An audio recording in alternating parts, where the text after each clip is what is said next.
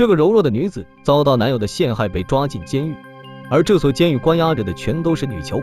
女囚们每天受尽折磨，被监狱长以及狱警百般凌辱，最终和另外6名女囚犯一起逃出，一路上对男人、对社会展开了疯狂的报复。今天就给大家带来这部日本剧情电影《第41号女囚房》。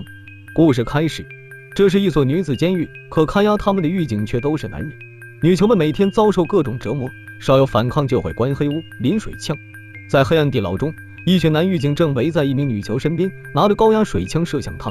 女囚连连哀嚎，男人们则爆发出一阵阵开心的狂笑。其实这名叫亚马的女囚并不是一般人，她的绰号叫做蝎子。从她的绰号就能看出，她是个心狠手辣之人。曾经2次越狱的她，是警方眼中的危险分子，也是女囚中的偶像级人物。她超强的意志和血腥的手段，无不令人惊心和发指，同时也激发着女囚们